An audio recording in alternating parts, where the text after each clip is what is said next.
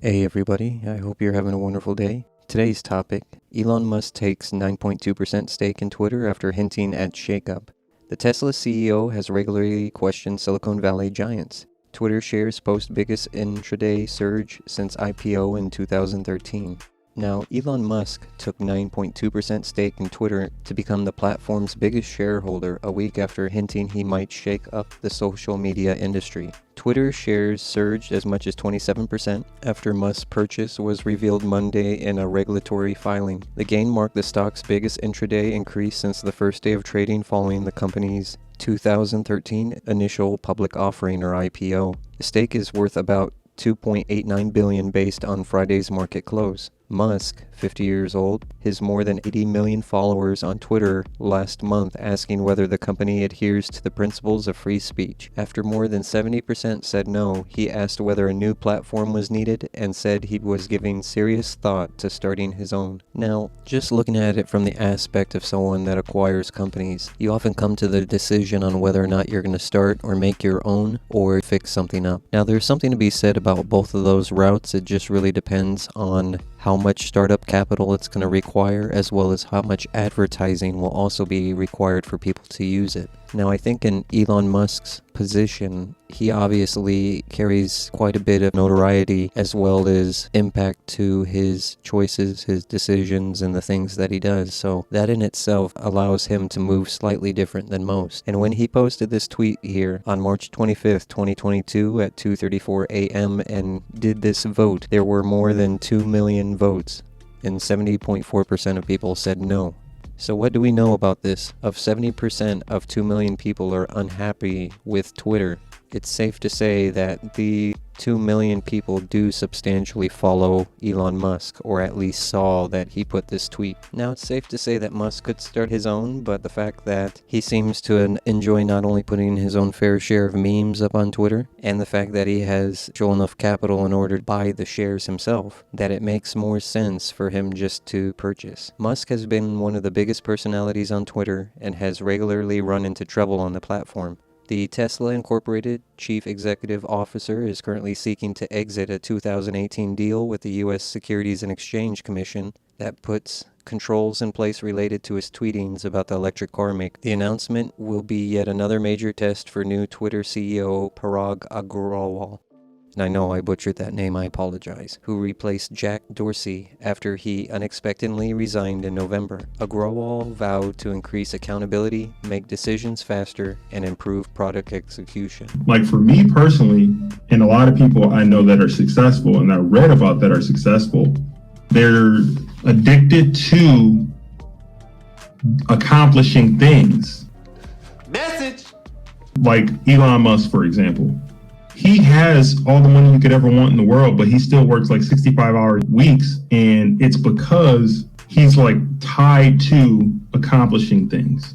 I think if you have that type of mindset and there really is no limit on the money, as long as you're still, doing the proper investments, you're not buying frivolous things all the time, you don't have a crazy amount of expenses. I think it's all about the ratios when it comes to how much money you're earning. And this sheet and this snapshot right here is from Bloomberg that actually shows where the news dropped that the shares soared. It looks like Elon has his laser eyes set on Twitter, adding that the stake could lead to a more aggressive ownership role. This of course was the news as the market had opened, so the decision for him to already make the purchase was already made. The only difference, or the things that actually have occurred since he purchased, he already made $1.1 billion on his holdings since mid-March. This has only been going on for a very short period of time, and he's already made $1.1 billion on his 9.2% holding. In order to bring this story more up to date, he was actually offered a seat on the board of directors for Twitter. Elon Musk and Twitter have always been a volatile combination. That's especially unlikely to change now with Musk buying 9.2% stake in the social media company and landing a seat on Twitter's board of directors. The social media company's stock surged by 27% on Monday and kept climbing after the company announced Musk's board seat on Tuesday. The stake, which was disclosed in a regulatory filing on Monday, is valued at more than $3 billion. For context, Twitter co-founder and former CEO Jack Dorsey's stake in Twitter was just over 2%. And Dorsey, who stepped down as CEO back in November 2021, is leaving Twitter's board when his term ends in May. Musk's board term will last until 2024, the company said in a separate regulatory filing, functionally making him a more powerful figure within Twitter than Dorsey going forward. Elon Musk tweets, first words since becoming Twitter's largest shareholder. Oh, hi, LOL. And then this is when the retweets came in. At the next shareholder meeting, wear a top hat and tell them to unban Trump. Oh, here we go. His 9.2% to the other 60%. That's not how it works. He would need to buy another 41% to have total control. And that's if Twitter doesn't do one vote per shareholder. I'm very sure they do one vote per share. I see what they're doing, and there's nothing wrong with that logic. Obviously, if you want control of the company, then yes. In order to guarantee that you have control of the company by yourself, you need to own the majority of shares. But his equation doesn't calculate influence or network, and that's actually an extremely important point. If he's going to sit on the board of directors actually has bylaws that says that you cannot exceed a stake holding over 14.9%. And the main reason why they have this in here is to keep board members from having too much influence. Now, the board of directors seatings are supposed to be of different owners in the company, and depending upon how many people are seated on the board,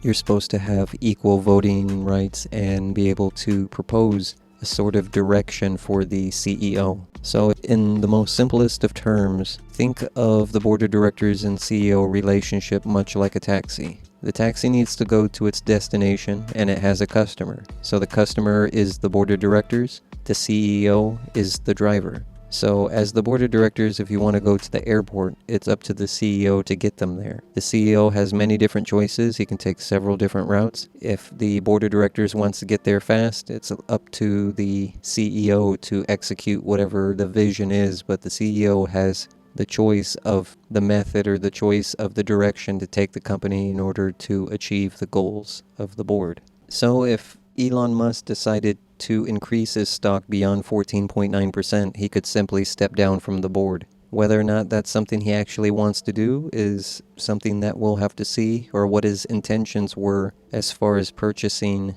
9.2% of Twitter stock. I'd be very curious, and again, he has quite a bit going on in between his rocket company and in regards to Tesla and everything else. It's actually kind of amazing at the amount of time he has invested, and he's not only a businessman, but I see Elon Musk as being very calculated as far as the things that he wants to do, and he does things with intention. Twitter's board of directors currently has 11 members, with Musk becoming the 12th member, at least until Dorsey leaves next month. Musk will also control more than 9% of the shareholder votes. Functionally, that means he'll need plenty of support from other board members and shareholders to win their approval for any future proposals. When you sit on a board, it's just like anything else. Everyone has their own idea of things that they want to achieve. In some instances, it can become considerably cliquish. And from the board members' perspective, while the image of the company is extremely important, they're probably also not worried about extremely small things. Like ultimately, you would think as businessmen and women that the board's only concern would be to make money and focus on growing Twitter. I'll be exceptionally curious to see, and you would think as Musk being the largest shareholder on the board, that would have considerable influence, and the fact that he's making money, it would be very easy to persuade other board members to follow if they knew you were very well calculated in what you did. Like, they know you're not a fool, they know you make excellent business choices, you've shown considerable discipline, and you have the record for making money. I would think just off of those things alone, he would be able to persuade quite a few board members without much effort.